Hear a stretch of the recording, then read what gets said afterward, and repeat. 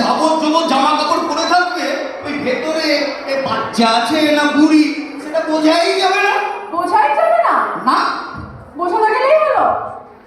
আচ্ছা বাবা, কাঁদিস না কাঁদিস না কাঁদিস না, ঠিক আছে, তোর একটা ব্যবস্থা করছি আমি।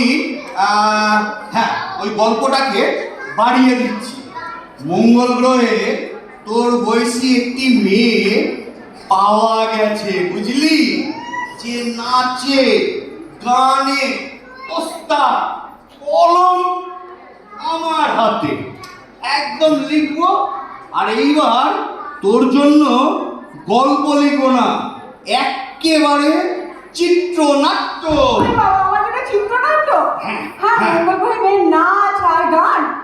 জামাইবাবু, তুমি কোনো চিন্তা করো না, আমি তোমার জন্য এক কাপ চা নিয়ে এক কাপ কমপ্লেন নিয়ে আসছি। হ্যাঁ, তুমি হ্যাঁ। মন দিয়ে লিখে যাও। হ্যাঁ হ্যাঁ হ্যাঁ, লিখছি।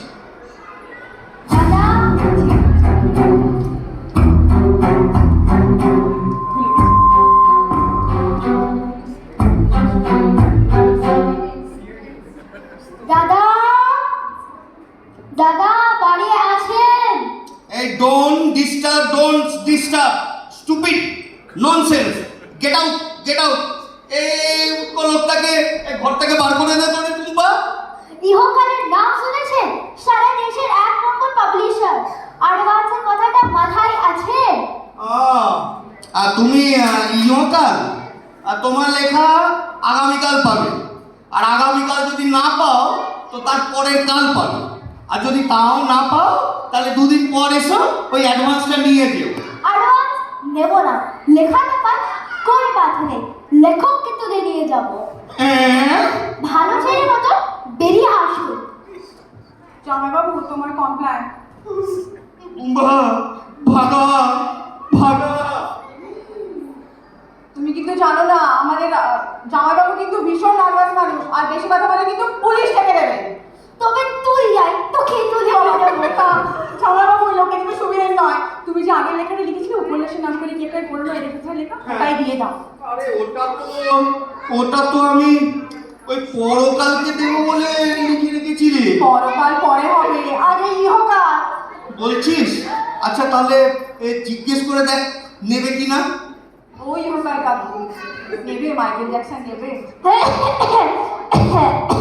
ওইটাই তো নেব রে। কত বড় পপ সিঙ্গারের জীবনের কথা জিজ্ঞেস করছিস কেন রে টুম্পা? বলে গেলাম না আগের দিন, তোর জামাইবাবুর লেখা চেপে পরকাল পত্রিকা ধন্য হবে। এক্সকিউজ মি, ওটা আমাকে বলে গিয়েছে মাইকেল জ্যাকসন ইহকাল পত্রিকার জন্য। ইহকালের ব্যাপার নয়, মাইকেল জ্যাকসন এখন পরলোকে, কাজেই পরকালের ছাপানোর বিষয়। আরে ছাড়ুন তো, সকালবেলা থেকে পরকাল নিয়ে বসে আছে, যত ফালতু কারবার। ফালতু পরকালের কাছে খাপ খুলতেই না। ইহকাল 100 বছরের ঐতিহ্যশালী সাহিত্য পত্রিকা, ফালতু। এই শর্মা এর ওল্ডেস্ট এডিটরের নাম